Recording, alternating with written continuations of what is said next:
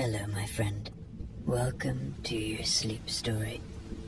My name is Stephen Dalton.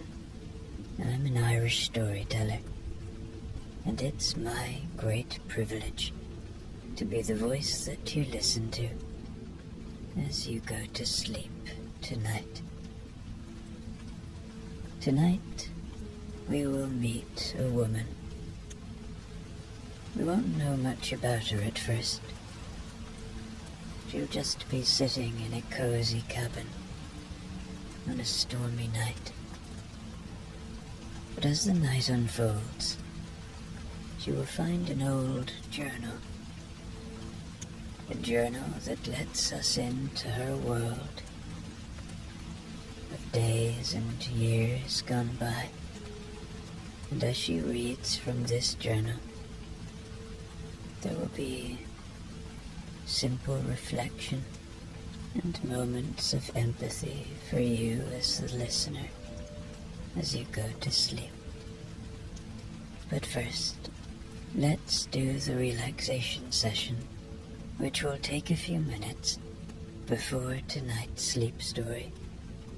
I'm going to count down from 10 to 1, and as I do, allow yourself to let go more and more. 10. Feel the support of the bed beneath you, or the floor, or whatever you lie upon tonight. And beneath what you lie upon, feel a deeper support, a constant support, the support of the earth, the support of our planet, our home.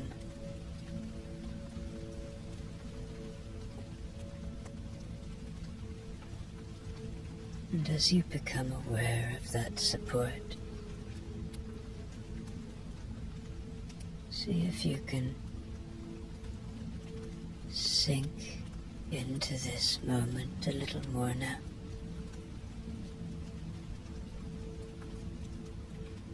Just let go a little more now.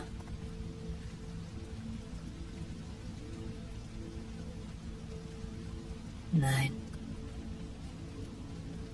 You are safe.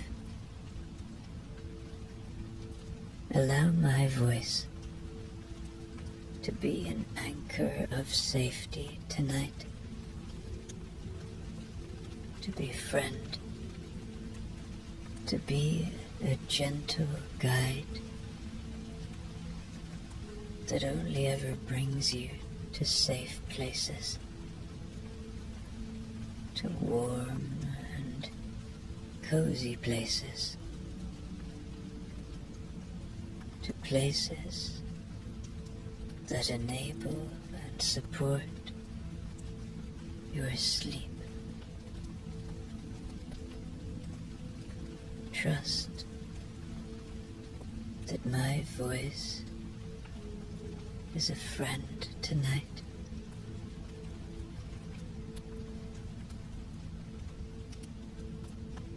8. Feel into your body. Notice where you might still be holding tonight. Notice where you may have pain. Notice anything. Maybe there's tension in your feet,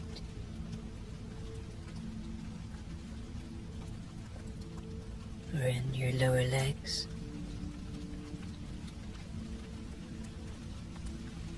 or in your thighs. Maybe you're holding in your belly. chest,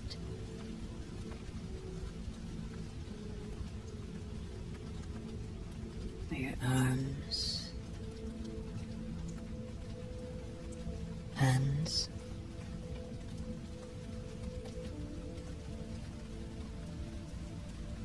I know I often hold tension in my face and in my shoulders.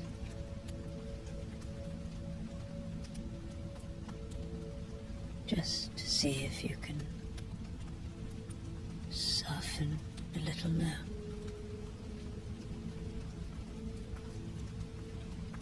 This is a time for kindness to yourself and to your body.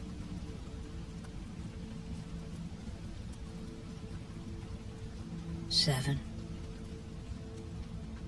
The day is done. Whatever has been, and whatever will be, will be. But right now, all you have is this moment.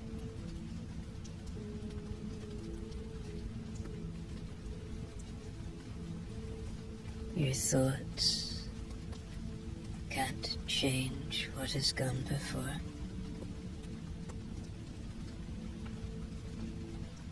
Your thoughts can't change what will come tomorrow.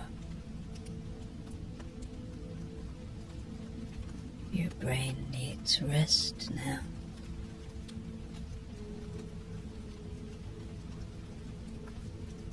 So as thoughts come and go,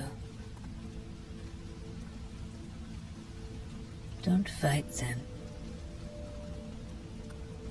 but don't hold on to them either. When they arrive, see them,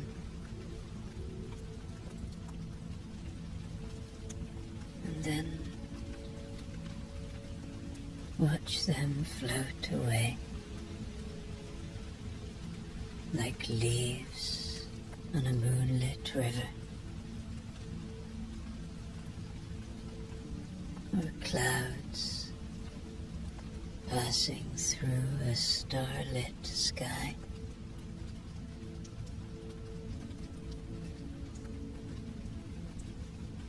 Six. This is your moment. This is your time.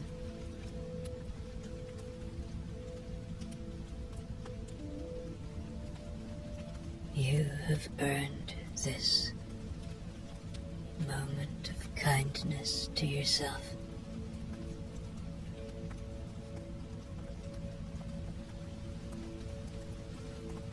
You deserve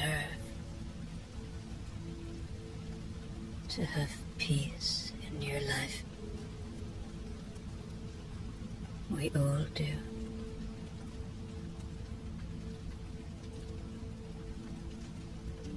So as you become aware of that fact,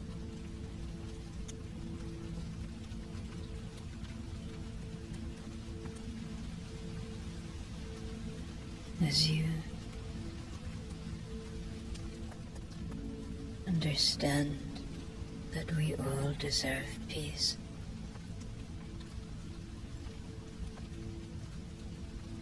see if you can settle into this moment a little more now. Letting your body know that it's really time for rest.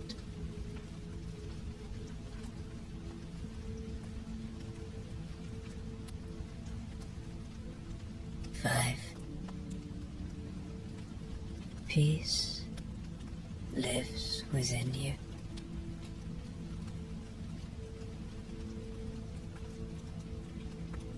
It is a constant friend, waiting to be found, waiting to be felt.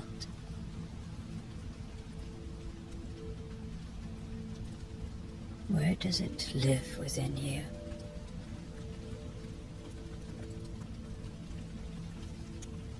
Maybe it's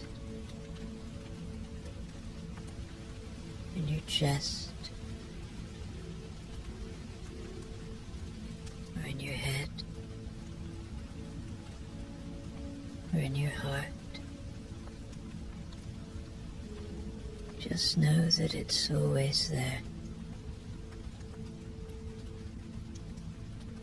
And tonight, you can find it.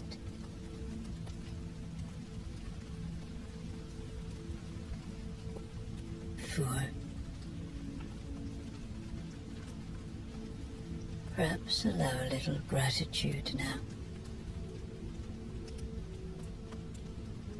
Gratitude for the simple things.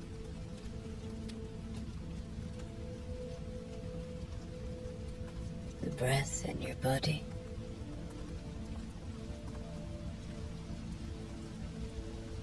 Your body itself.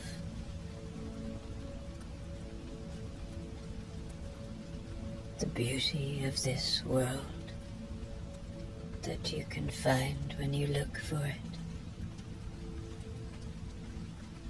The ones you love. The ones who love you, or who have loved you.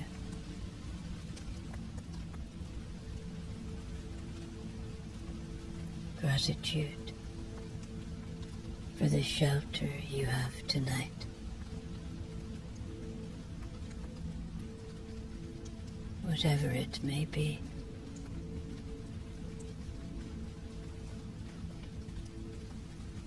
Three. Begin to engage with your imagination now. Begin to see a beautiful old wooden cabin in a snowy alpine region. It's a stormy night, and inside is a lady sitting by a crackling fire. She is peaceful. She is content.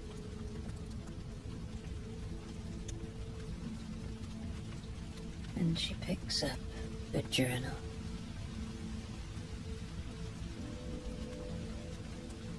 Allow yourself to feel the curiosity that she has.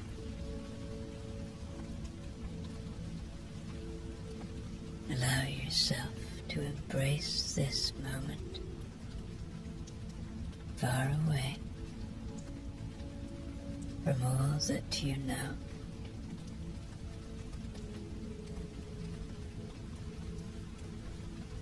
Two. Check in with your body one more time now.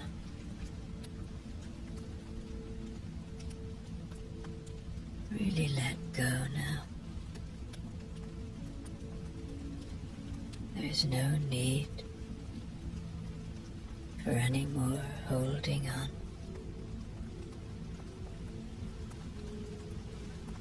No need for any more tension.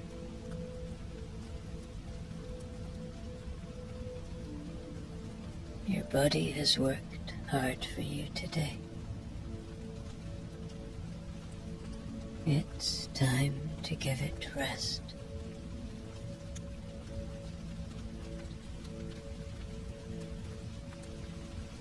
And one. Completely letting go now.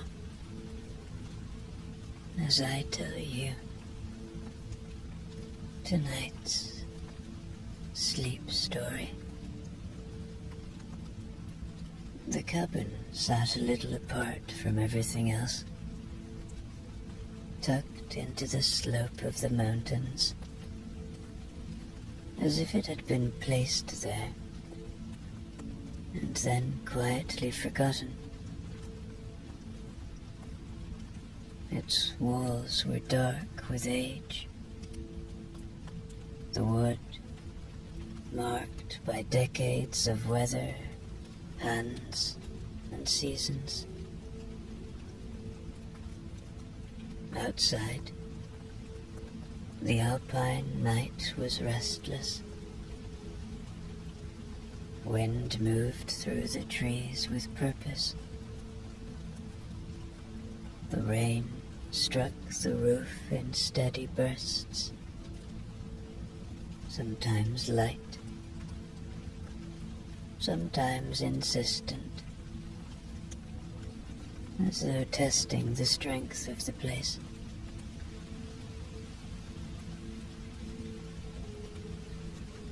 Inside, the cabin felt held together by warmth and habit. Thick wooden beams crossed the ceiling, and the floor carried the soft, dull shine of many years of use. A fire burned in the hearth, not large, but confident, the kind that knows it will last the night. Each small crack and pop from the logs felt measured, unhurried, answering the noise of the storm without trying to compete with it. Beyond the windows of the cabin, darkness pressed close, broken only by the suggestion of trees and the slope of the land falling away.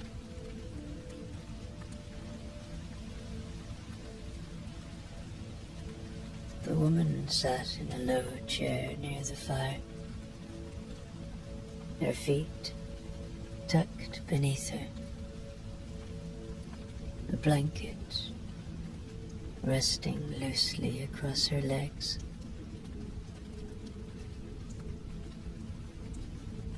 She had lived with this place long enough to know its sounds, to recognize which creaks belonged to the building and which came from the wind. Her posture was easy, unguarded, as if she had nowhere else she needed to be, and nothing else she needed to prepare for.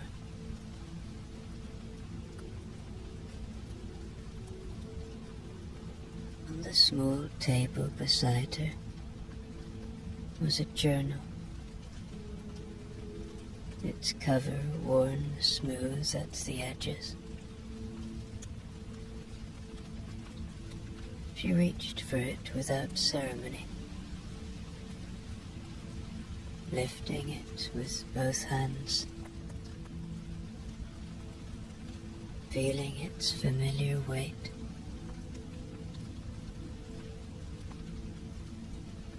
For a moment, she didn't open it.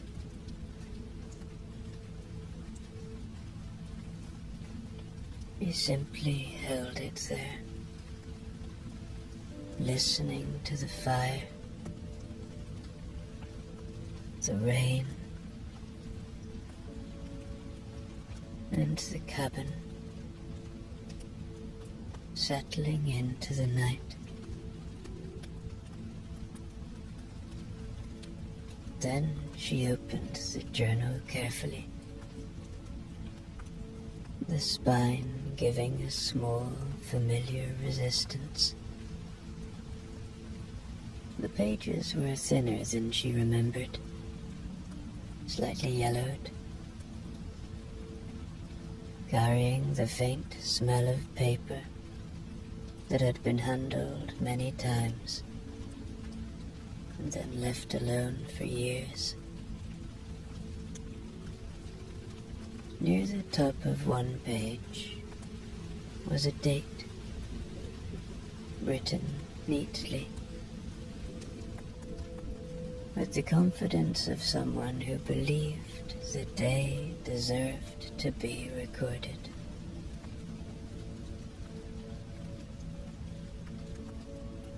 April 14th, 1973. I woke up early again, even though I don't need to.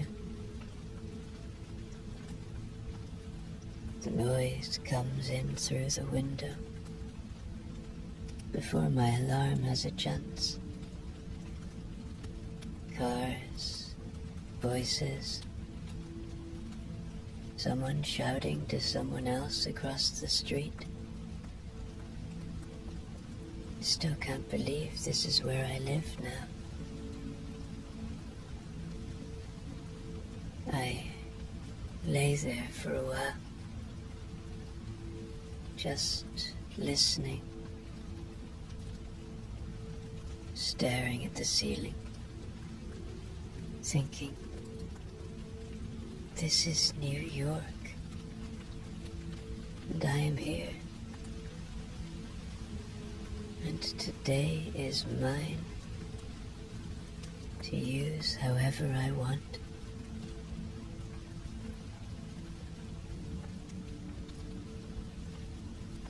I walked down to the corner to get coffee, holding the cup with both hands, because it was still cold out. People moved past me, like they had somewhere important to be. And somehow, that made me feel important too. Just being among them.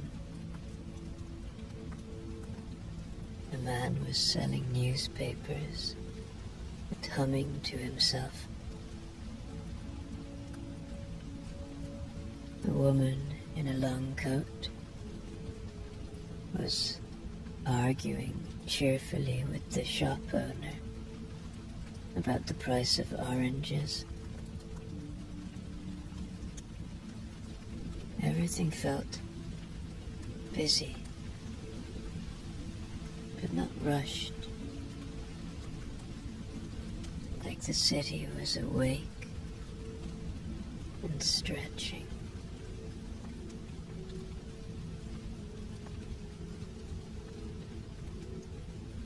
I spent most of the morning walking. I didn't have a destination, which felt like a luxury. I crossed streets just because they looked interesting. I stood still at corners, watched the lights change, watched people wait, and then surge forward together. There's something comforting about that. Strangers all agreeing to move at the same time. I felt like I was learning how to belong without anyone teaching me.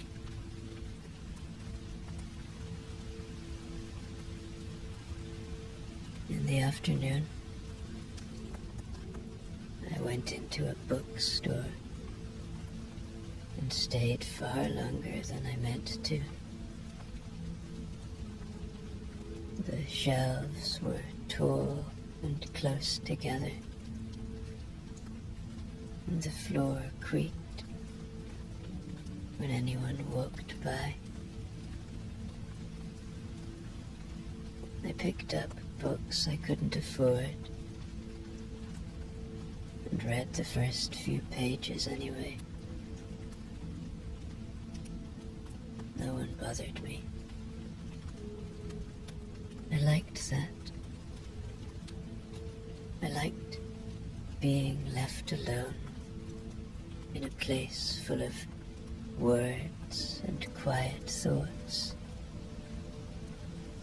even though the street outside was anything but quiet.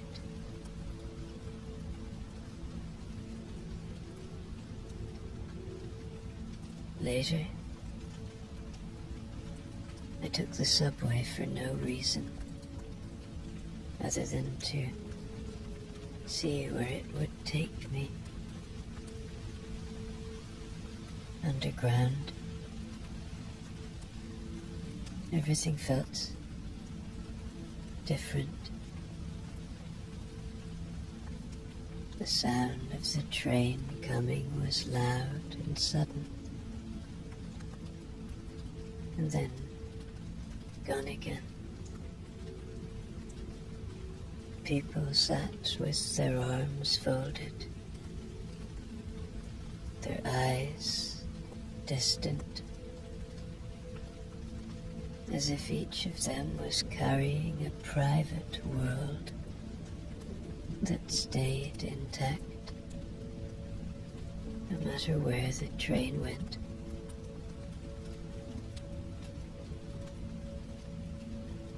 I wondered what their days looked like.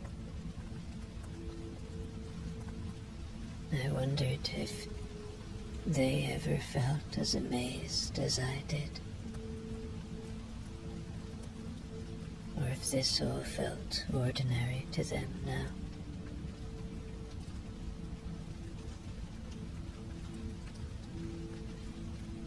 By the time evening came, my feet ached, and I didn't mind at all. I bought a slice of pizza and ate it standing up,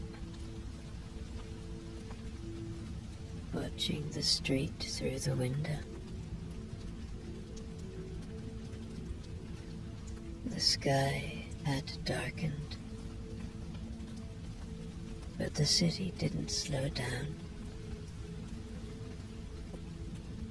Lights came on,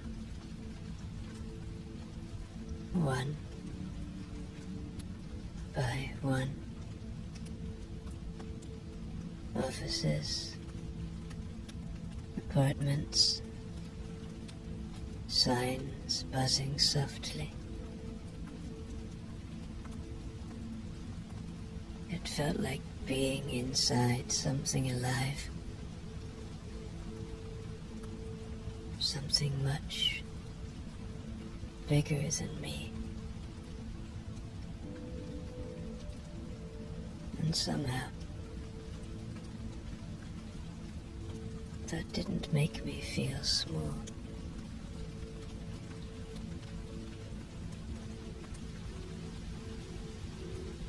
I thought about home for a moment, about the cabin,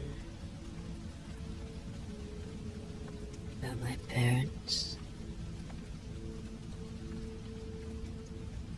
about how quiet it must be there at this hour. I felt a little tug of missing it, but it didn't hurt. It was just a gentle pull, like remembering a room you used to sleep in. I'm glad that part of my life exists. And I'm glad this one does too.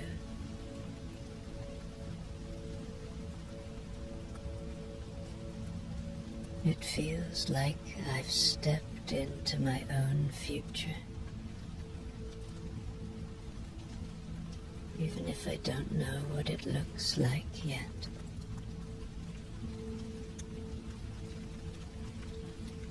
Tonight, as I write this, I'm tired in the best way. My window is open a crack, and I can hear music from somewhere nearby, mixed with traffic and voices. I don't know what tomorrow will bring, but that doesn't worry me. Right now, it feels like being here is enough.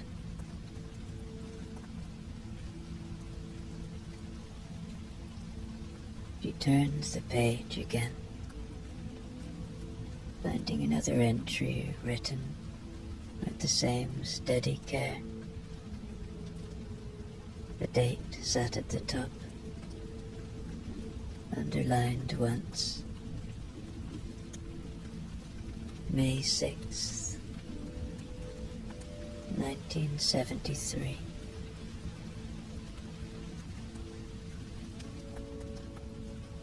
The morning light came in soft and pale today, slipping between the buildings and landing on the tops of parked cars. I stood at the window longer than I meant to, watching people step out into the street, adjusting coats, checking pockets, already half lost in their own thoughts. There's something comforting about seeing everyone begin again at the same time, even though we're all going in different directions.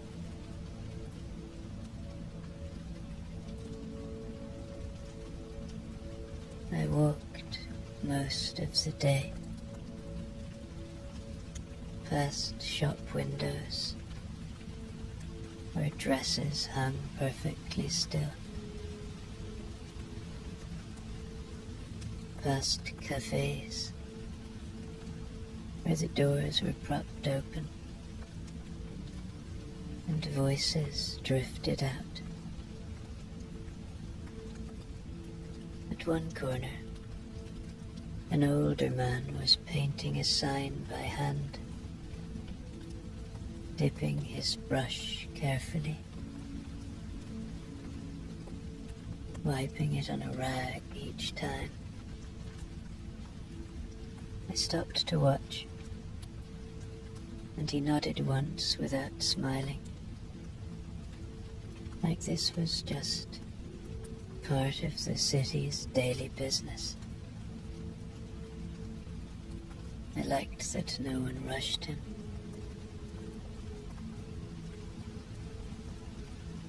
In a small park, I sat on a bench and ate an apple, while pigeons gathered with their usual confidence. A woman nearby read a paperback, turning pages slowly, as if she had nowhere else to be. Somewhere behind me, a radio played softly, a song I didn't recognize, but felt like I should.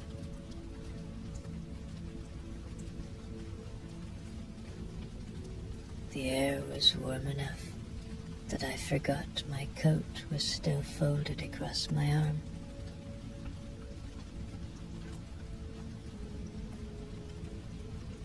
I went indoors for a while in the afternoon, ducking into a building to escape a brief burst of rain. While I was there, I filled out the last form and handed it over without much ceremony. I'm officially enrolled in my course now. Film. I'm going to study film. It feels strange to write that down. Like saying it too clearly might make it wobble. But it's done. I walked back out onto the street with the paper tucked into my bag. The city carrying on exactly as it had before.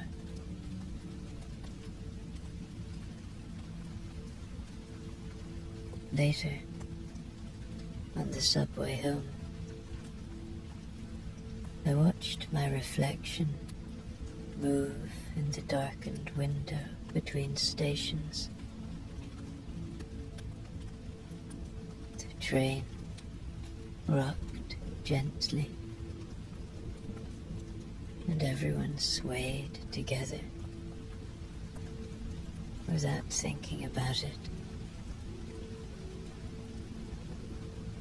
I imagined myself sitting in a classroom soon, learning how to frame things, how to notice moments before they disappear.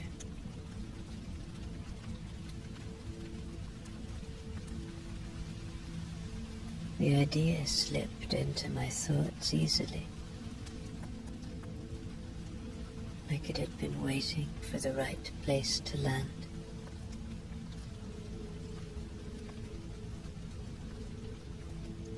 This evening, the city felt tired in a good way. Lights came on slowly, one floor at a time. I bought bread and ate it walking, crumbs falling without consequence. Nothing today felt dramatic,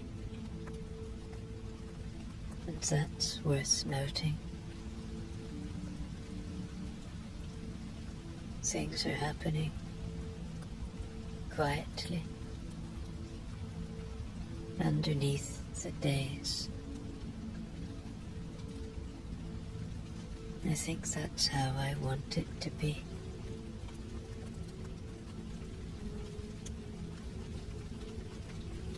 She let a few more pages pass, stopping at one that had been written more quickly, the lines closer together, as if the days had begun to fill themselves more fully.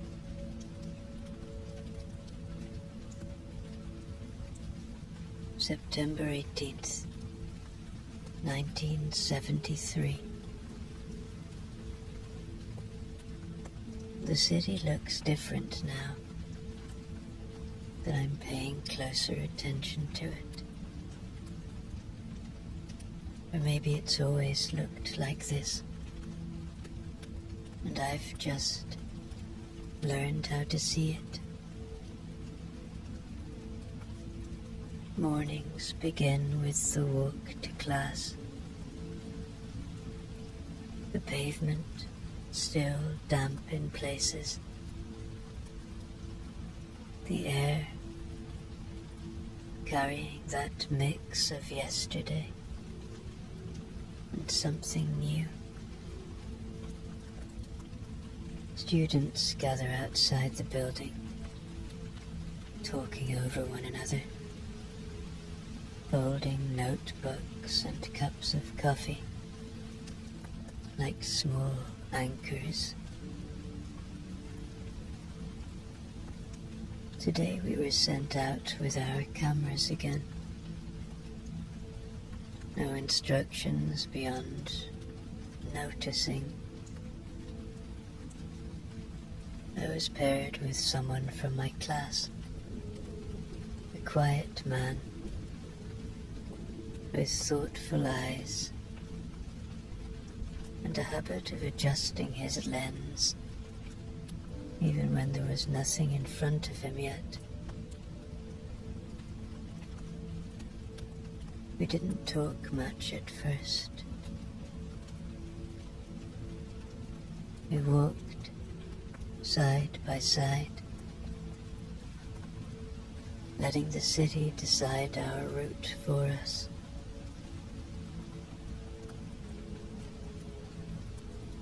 We filmed ordinary things.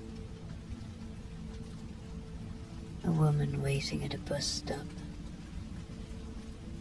shifting her weight from one foot to the other. The shopkeeper sweeping the same small patch of pavement over and over. Sunlight falling across the steps of a brownstone, then slipping away as clouds passed. Holding the camera made everything feel slower, heavier, as if each moment had been given permission to exist on its own.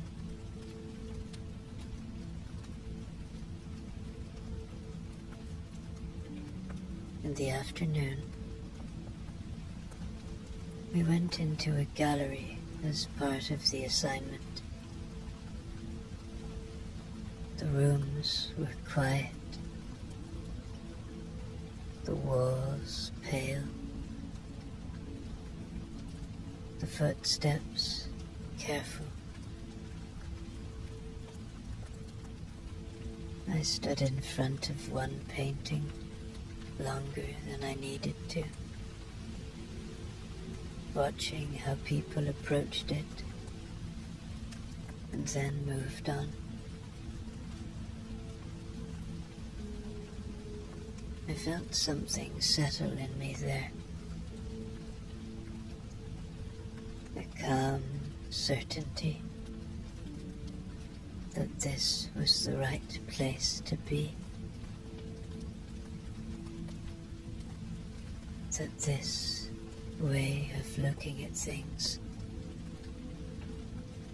wasn't a phase or a whim.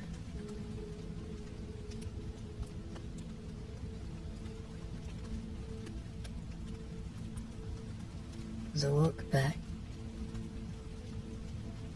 we talked more about films we'd seen, about scenes we couldn't forget, about why certain images stay with you long after the story fades.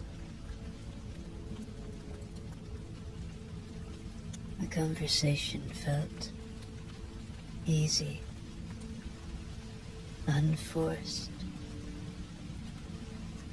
like it had been waiting for the space to happen.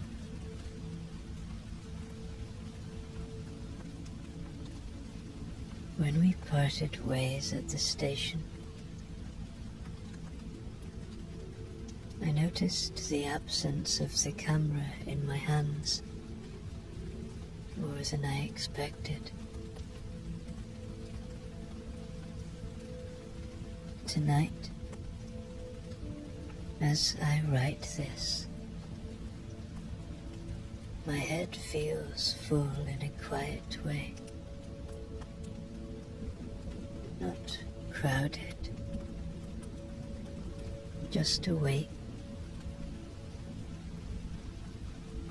The city outside my window carries on, but I feel a little removed from it, like I'm watching from behind glass.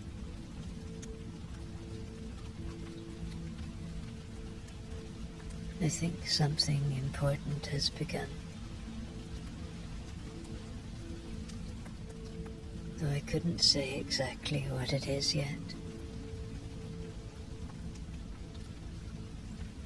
I only know that I'm paying attention in a new way, and it feels like coming home to myself. She closed the journal gently and decided to take a little break from reading. She rested it on the table beside her, keeping one hand on the cover for a moment longer than necessary. The fire had burned down slightly while she was reading. The flames lower now. Outside, the storm leaned into the cabin again. The low rumble of thunder in the distance. Rain brushing the walls.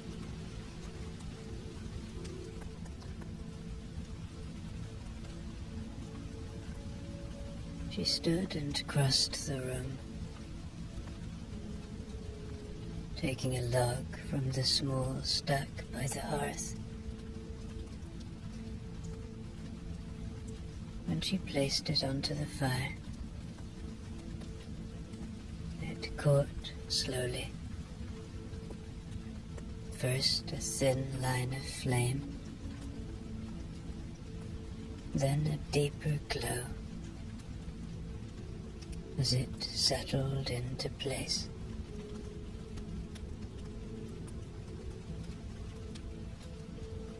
The sound remained consistent.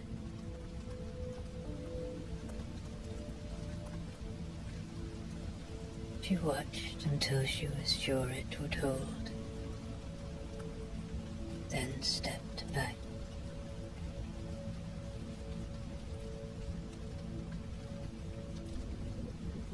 From a shelf near the window,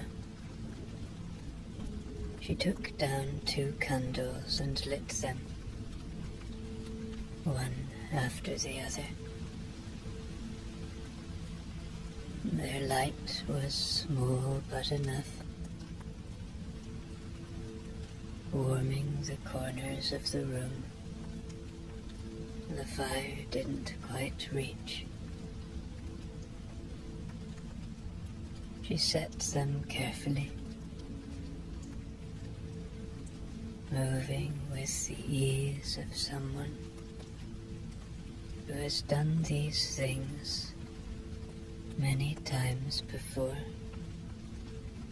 without thinking about them.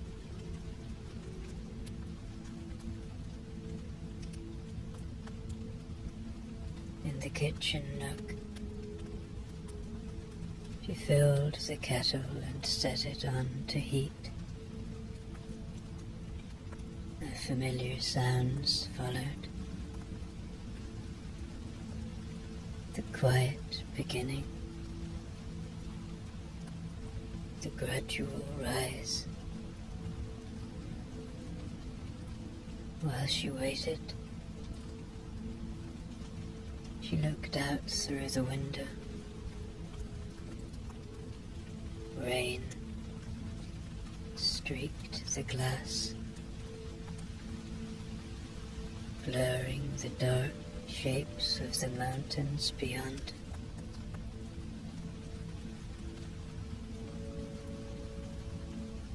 Occasionally, a gust of wind pushed harder, and the trees answered back.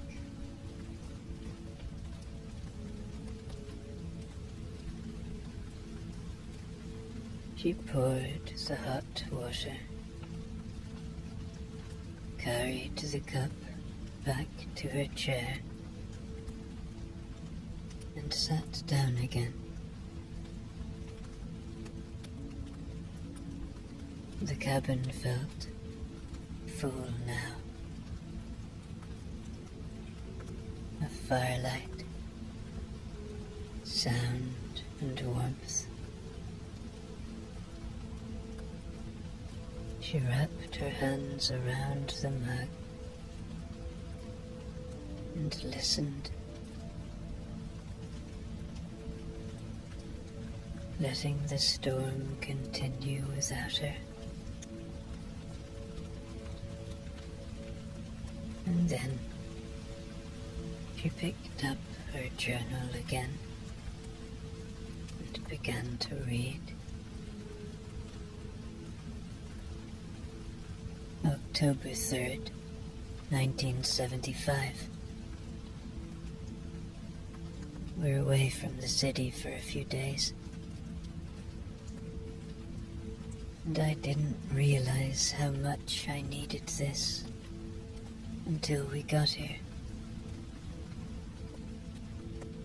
The drive itself felt like part of it, leaving the buildings behind, watching the roads widen and then narrow again. Trees leaned closer as we went,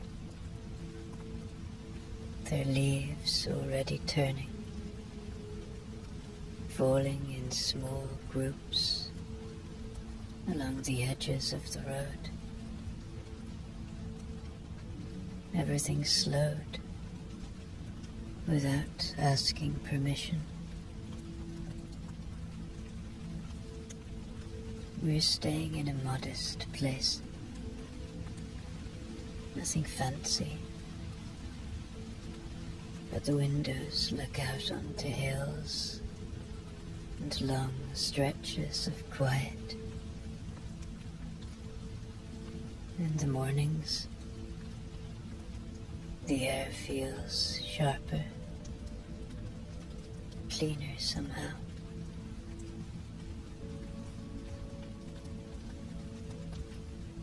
We walk with our hands in our pockets, breathing in, saying very little. Sometimes that feels better than talking. The days don't seem to require much from us here. He drove most of the way, humming to the radio, tapping the wheel in time without noticing. I watched the road and thought about how strange it is that someone can move from being a classmate to being the person you sit beside like this, sharing snacks, sharing silence.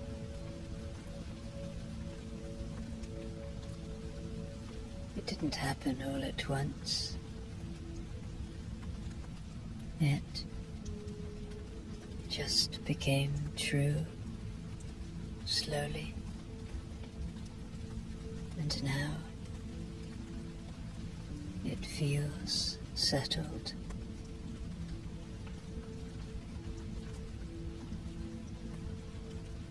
Yesterday we stopped near a small town and wandered without a plan. There were shop windows filled with things no one urgently needed. We bought coffee and sat on a bench, watching people pass with bags and dogs and folded coats over their arms.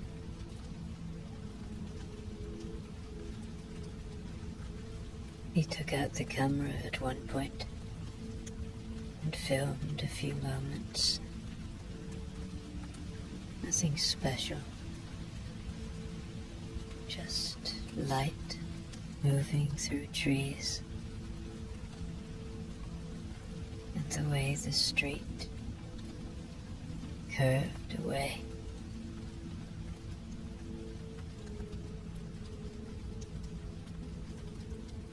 In the afternoons, we drive a little more, then stop again. Fields open up unexpectedly, and we pull over just to look. The land feels wide and patient. I find myself noticing how full everything seems, even the quiet parts, especially the quiet parts.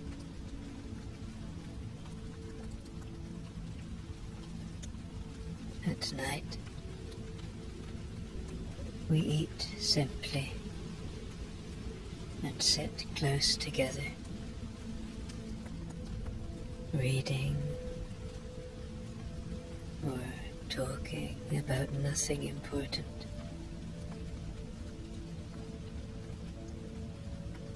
I feel rested in a way I didn't know I was missing.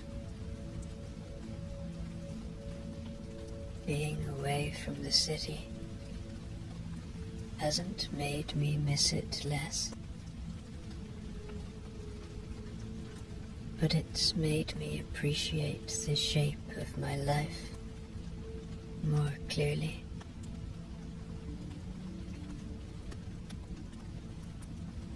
As I write this, he's asleep already, breathing evenly. The room calm around us. I feel grateful without needing a reason. Things feel open and bright, as if the days ahead are willing to meet me halfway.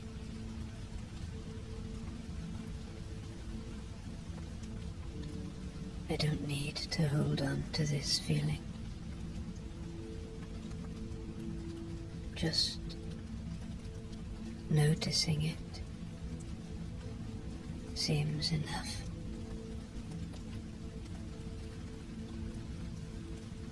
She turned to another entry. The paper here is smoother from being handled more often.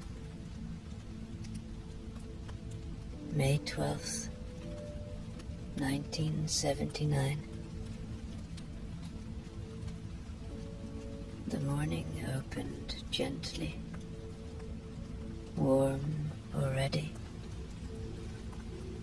The kind of spring day that makes the city feel cooperative. Windows were open everywhere. Someone played music a few floors down, and and the sound drifted up in pieces, never quite finishing a song.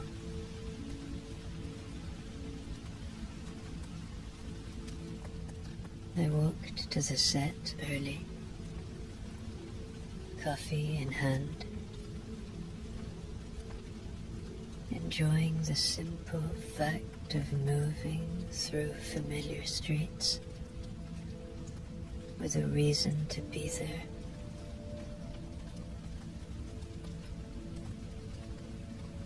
We were filming on a quiet block. Nothing dramatic.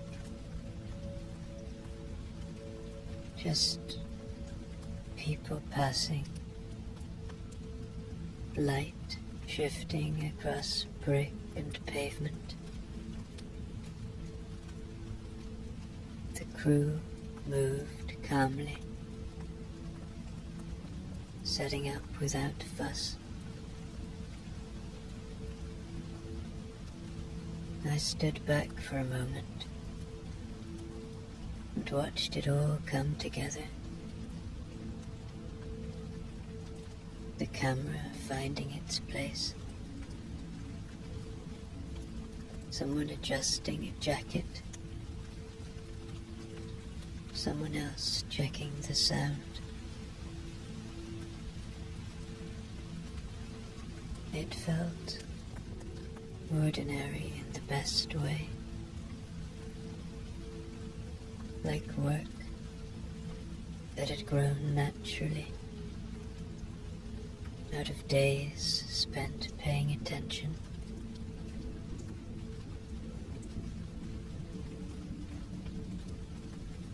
I caught myself smiling more than once, not because anything special was happening,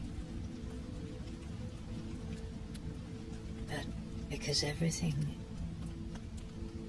felt aligned. The scene was small, simple, just a moment of life unfolding, and that was enough. I gave a few quiet instructions, listened more than I spoke, trusted the rhythm of it.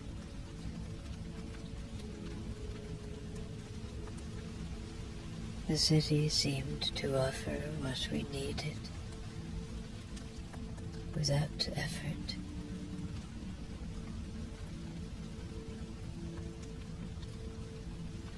At some point, he appeared beside me, handing me a sandwich I'd forgotten I'd asked for. We're married now, and it still surprises me sometimes how easily that word fits.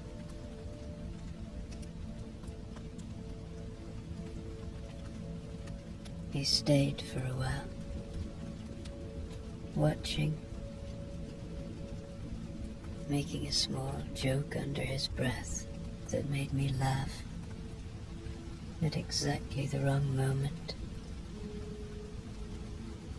It steadied me more than he knows.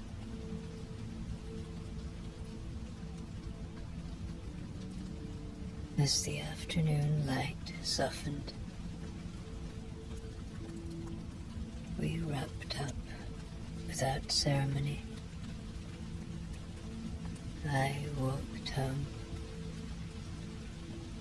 feeling pleasantly tired, thinking about dinner, about the next day's shoot, about nothing in particular.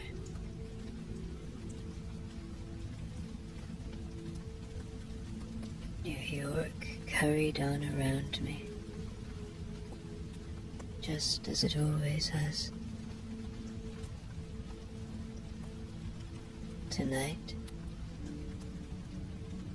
As I write this, I feel quietly content. I'm doing the work I hoped I would, with the life I've built alongside it. And that feels like more than enough for one day.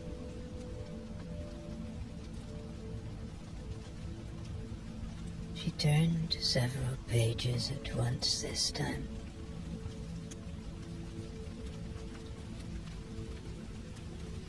August 27th,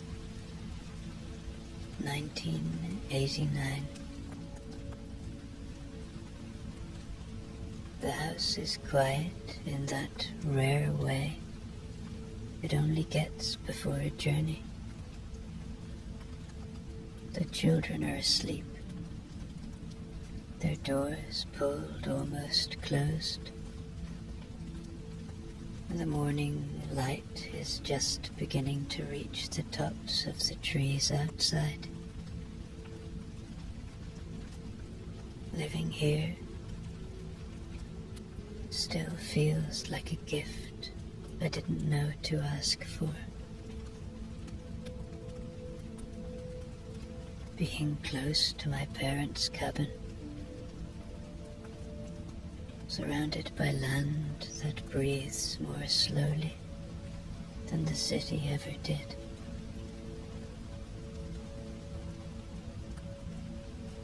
I packed last night, folding clothes carefully. In a few hours I'll be on a plane to Los Angeles. It still sounds strange to write that. A new film, a large one, with more people involved than I can quite picture yet. I feel ready for it in a calm way. The way you feel ready for something when it's grown naturally from everything before it.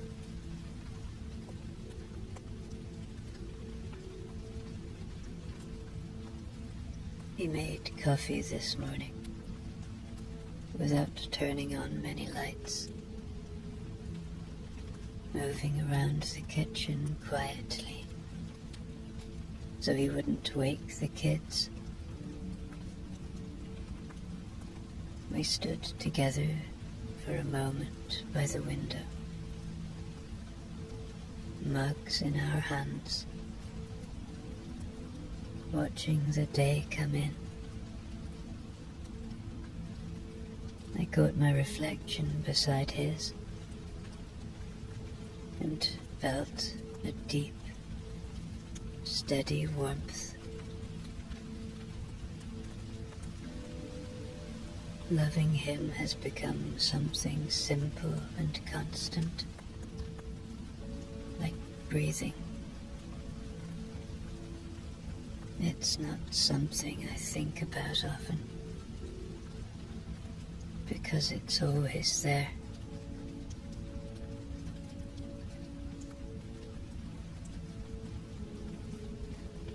He walked me out to the car, one arm around my shoulders, the other balancing a bag that wasn't his to carry. We didn't say much. We never need to. I know he's proud of me, and he knows I'll miss him, even before I realize it myself.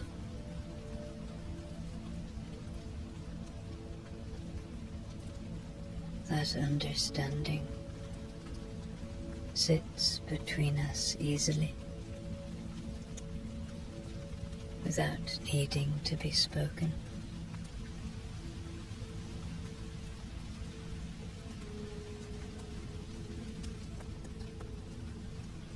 As I write this,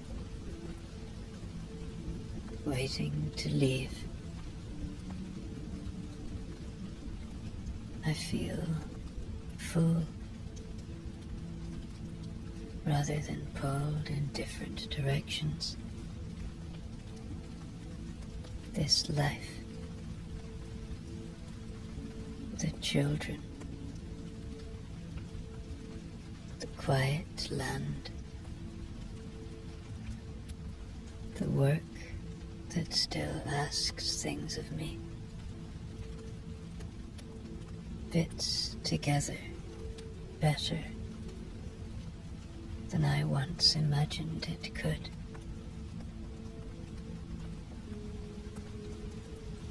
I'm grateful for where I'm going,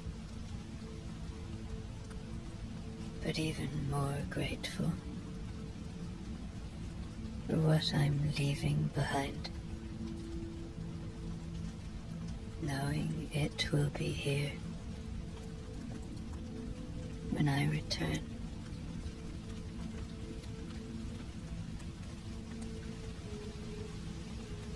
She turned far ahead in the journal,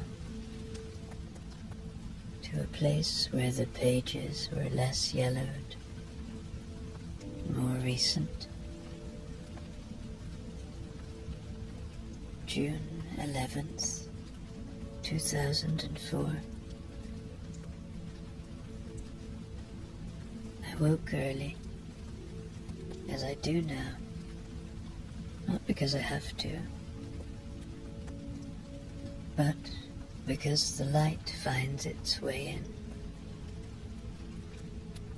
The cabin is quiet in the mornings, the kind of quiet that feels earned. This was my parents' place once. Their routines still faintly present in the way the floor sounds underfoot, and how the cupboards open.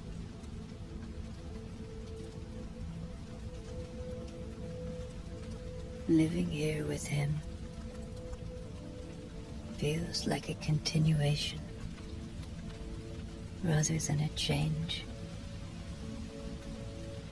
as if the house knows us and has made room.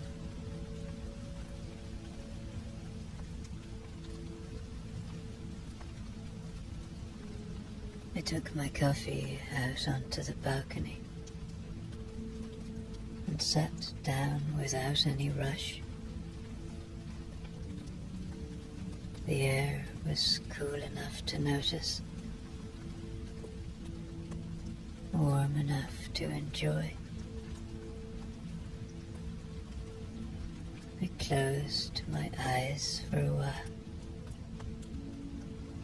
and let my breathing settle,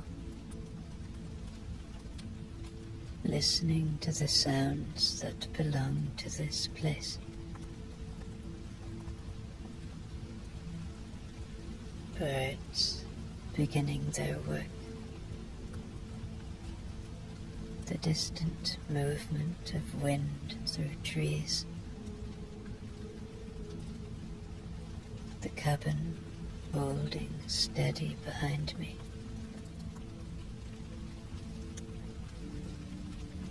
Nothing asked anything of me, and I stayed there longer than I planned.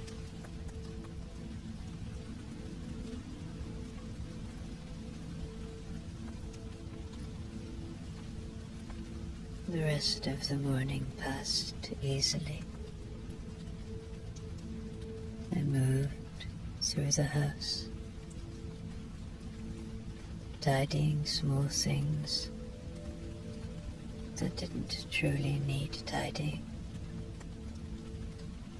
opening windows, letting the day come in, I read a little, wrote a few lines, and stopped. There's a freedom in not having to fill the hours anymore. The children are grown now, building lives on their own. And I can feel that quiet pride that comes from watching something continue without you.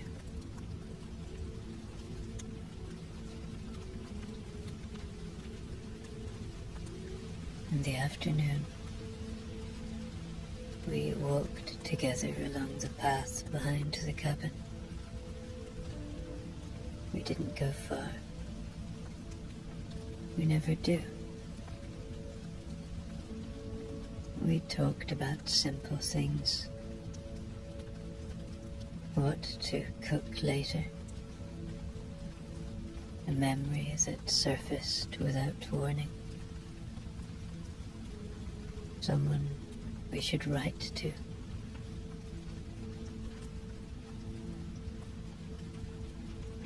Being with him has softened into something deep and steady. There's comfort in knowing how someone walks beside you, how they pause, how they listen.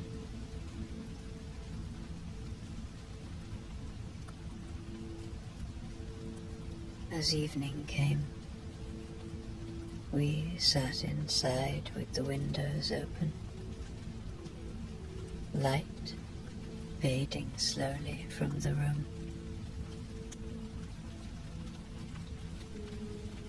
He read while I wrote this. The familiar shape of him across from me, grounding the space. The day closed gently, without marking itself as special. And that felt just right.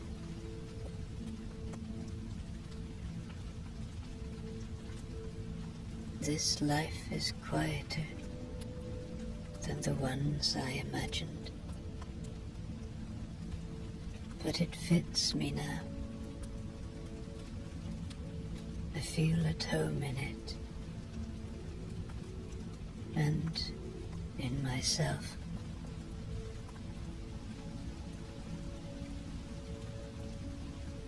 She turned to one of the last sections of the journal, where the pages felt almost too clean. The date was there, recent, written carefully, the hand steady, but slower than it once was. September 9th, 2023. The cabin is very quiet now. Not the morning quiet I've always loved, but a deeper one that lasts through the day. I still wake early, still make coffee the same way, still open the same window. But there's no one else moving through the rooms anymore. I notice how sound behaves differently when you're alone. It lingers longer. It doesn't get interrupted. I sat outside for a while today and watched the light move across the trees, This place has carried me through so many versions of myself that it feels almost like a witness. Losing him changed the shape of the days, but not their meaning. I still feel him here. Not in a grand way, just in the habits we shared, the spaces we wore into the house together.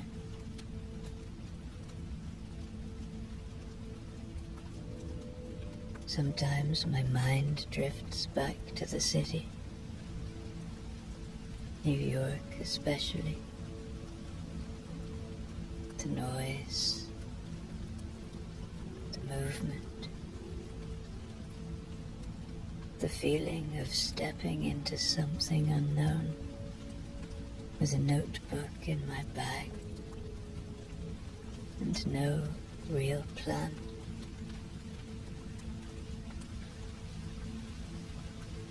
I can still see certain streets, certain faces, certain afternoons that seemed ordinary at the time. Los Angeles feels further away now, like another lifetime. But I remember the movie sets, the quiet focus, the strange calm that came from doing work that mattered to me. I don't miss the pace of those years. I miss the people, the shared purpose, the feeling of building something alongside someone I loved deeply.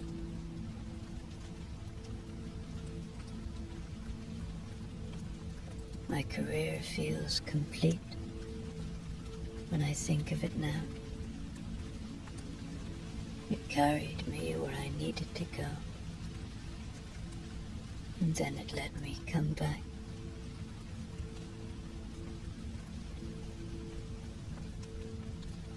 She turned to the final page she intended to fill, smoothing it once with her palm before writing the date slowly, carefully. January 22nd, 2026. The storm arrived before dawn today, strong and sure of itself. Wind pressed against the cabin, rain moving across the roof in long stretches, then pausing, then returning again. I woke early, as I usually do, and sat for a while, just listening, letting the morning take shape without interfering. The fire from the night before had faded to embers, and the room felt calm and held.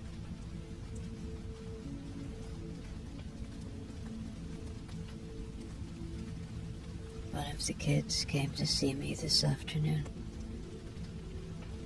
He made soup and talked easily. I watched her move around the kitchen, so familiar, and yet so clearly her own person now. There was laughter,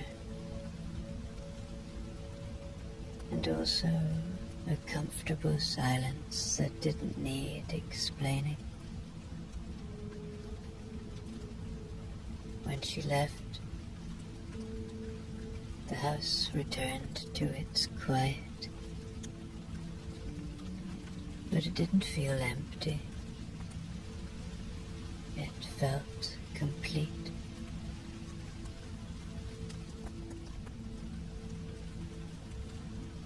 I spent the rest of the day simply being here. I put more wood on the fire.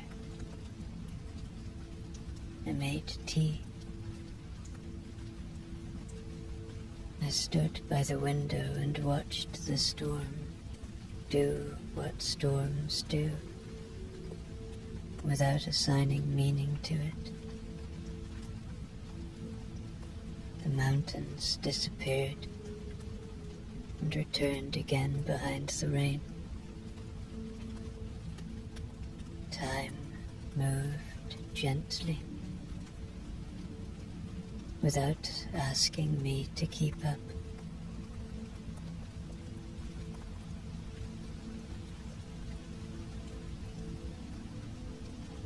As evening settled in, I felt a deep sense of rightness about my life. Things weren't always easy, but everything feels like it was meant to be. The city years, the work, the love, the losses, the long stretches of quiet. I've lived a good life, a full life.